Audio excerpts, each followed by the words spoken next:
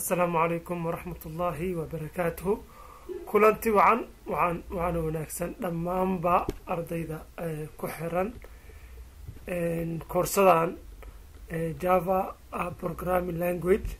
وآلا بسو جيدية أنيقو حسد عبد الله حيد سيدي عدو إلهي سبحانه وتعالى وكرال نخضو ما انتنا وحانو قادم دونا درسيكيني سيالات taxanaha koorsada iyo cashirka xiga haddii ilaahay subxaana watacaala uu karaali noqdana maanta waxaynu qaadan doonaa maadaama aan dhowr program oo practically aan soo qaadanay dhammaantood bay ahaayeen sida caadiga ah koodhka aan qornay arangaraynay ka bacdina daataduna ay si toosa noogu soo bixi maantana waxaanu qaadan doonaa concept cusub oo lagu magacaabo user input oo micnaheedu yahay sida user interface uu programku la falgeli lahaa haddii ahaan lahayd in systemkana uu hadlo uu ka jawaabo maxay raadaye userka isticmaaluhuna uu ka jawaabo sida hadda sistemyo badan adduunkaba laga isticmaalo ama soomaaliba laga isticmaalo haddii ahaan lahayd kuwa EVC-ga magaca geli ama lambarka geli koodhkaaga geli passwordkaaga geli si interaction systemka iyo userka uu ka dhexeeyo system noocaas oo kale ah sida loo sameyn lahaa concept oo overview ah aan maanta qaadan doona insha allah biidni illahi albaari programmada soo socda badankoodna user friendly interface ah marka aanu gudagalno waxyaabaha systemkeeni waxaa ku dhafrayna file then waxaan leenahay new project intaan markaas la taagannahay then waxaan dooranaa java application then next halkan magacaan u bixino markaan meeshaas la taagannahay numberka koowaad waxaa rabnaa horta waxyaabahan alaba aad baan u nacbanahay comment line-ka ah bal asaga iska delete gareyno packagekan iyo axwaashiisana no problem number one waxaa u baahan tahay inaad isticmaashid import wax looga magacaabo then waxaa isticmaalaynaa maanta java dot util asagaaba kusiinayaba inter then waxaan isticmaalaynaa scanner kan uga koowaad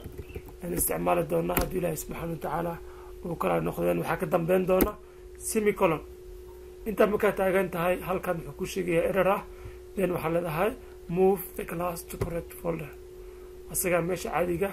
ee kuu geeniyay ee gudaha ah meesha uga muhiimsane la iskugu imaado aan alabana kala celiye waa qaybta dhexe ee maxay rahdahay publica ama main sectionka lagu magacaabo then marka koowaad waxaan isticmaalaynaa scanner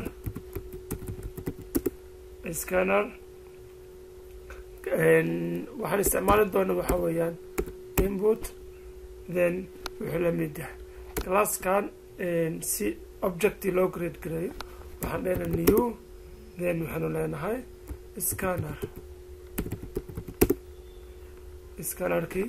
and always meeshaan bracketkan ama meeshaan argumentiga waxaa la baas gareeyaa system.in intaas uga muhiimsan waxaana alaaba ka tegayin waa in semicolon la siiyo halkaa waxay noogu eg qaybtii creationka objectiga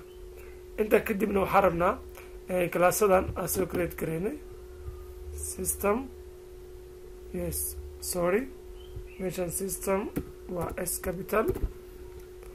then markaan soo create gareynay waxaa rabnaa inaan hadda objectigii iyo howshiis aan galno mid marka koowaad muhiimka waxaa rabnaa inaan meeshan hal mar la macaamilno oo inuuna weydiiyo magaca then markaan magacana u sheegno then uuna weydiiyo da-da aan jirno oo markii intaa awey uuna weydiiyana da-da aan saxda aan gelino kadib asaga uu noo soo bandhigo magaceeni iyo wixii aan gelinay systemkan dhowr nuuc waa loo isticmaali karaa ardayda qaarkood waxaa laga yaabaa in systemka gooniga ah ee jaamacaduhu ama meelaha ay ka qaataan keliya inay kula macaamilaan laakiin mar walbo aan kula macaamilano magacaaga iyo da-daada iyo maxaa dhahda telephone numberkaaga mar walba waxaa ka dhigan kartaa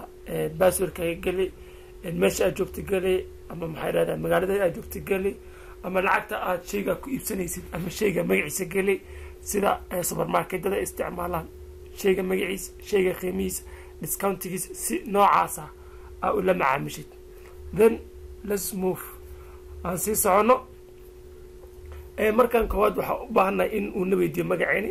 maadaama magaca uusan number ahayn uu string yahay waxaan isticmaalaynaa data typeka string ah string. Then waxaan siisanaynaa name magaca marka rabno inuu magacana weydiiyo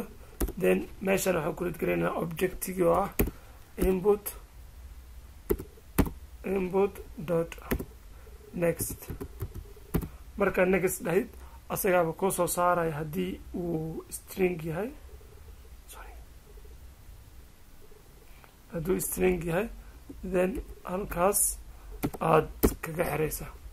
intaan marka objectka create gareyno intaan object create gareyno ka hor waxaan kasoo ilaabay inaan harta isweydiino ama systemku nala hadlo. markii systemku nala hadli jirayna waxaan isticmaali jirnay system dot out dot print. alwaysne waxaan aada u jeclaan jirnay inaan isticmaalno print lineka. waxaan isticmaali jirnay meesha ugu muhiimsan waa print line markaan isticmaalno kadib gudahana waxaan ku sameyn jirnay ereygii aan u baahannahay inuuna weydiiyo ah fadlan geli magacaaga fadlan geli magacaaga okay. wuxuuna weydiiyey fadlan geli magacaaga okay waa ogolnahay. meeshan waxaa noogu qoran in maxaa irahdahay name then intan markaa create gareyna bismillah run.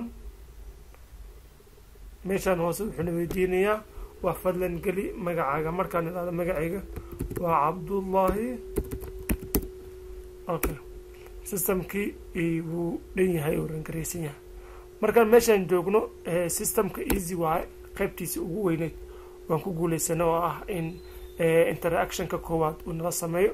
midda koowaadna maadaama hadda magacii oo na weydiiye marka labaad waxaa leenahay telephone numberkeeni ina weydiiye. falgalka labaad asagana waxaa isticmaalaynaa system dot out dot print.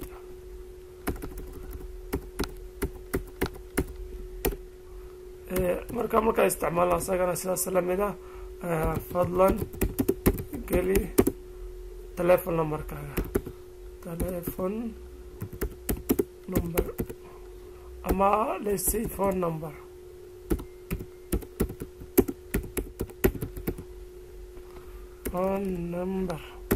okay.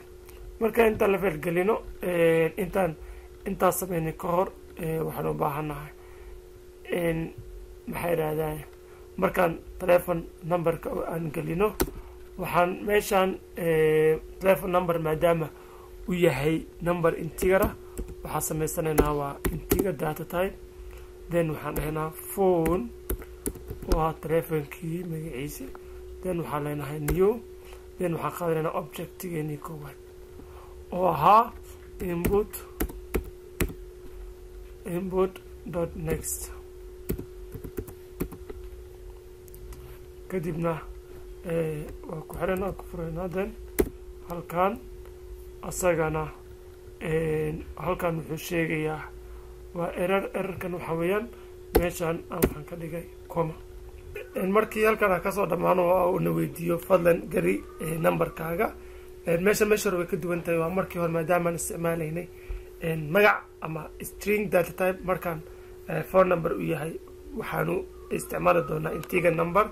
waa int space phone yani hadda waxaan isticmaalnaa phone number. then waxaa leenahay waxay la mid tahay then kadibna waxaan soo qaadanaynaa input dot next. markaa ku dhufid isagaa ku weydiina wuxuu ku leeyahay next dot byte maartaa int maartaa integer maartaa. then midkaa u baahannahay waa integer waxaan isticmaalaynaa kaas. then waxaynu leenahay semicolon. intaa markaa kasoo tagno systemka hadda falgal fiican uu leeyahay waa magaca geli then telephone numberkaaga geli wixii kalena adaa ku darsan doona laakiin meeshan waxaan u baahannahay in uu noo soo celiyo oo dhaho magacaaga intana gelisay telephone numberkaagana waa kan ayadana sidee lagu sameynaya si print out u sameyno waxaan leenahay system dot out dot print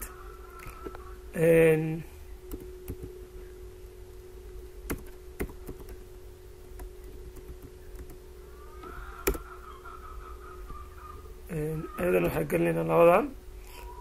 magaciigu ama magacaaga waa then halkan imo plus kabacdin variableka stringin u ahaa wuxuu ahaa name halkan wuxuu noogu tusi doonaa magaceni kadibna one more print out system dot out dot print waxaan umaleynayaa error noo sheegaya dot print ln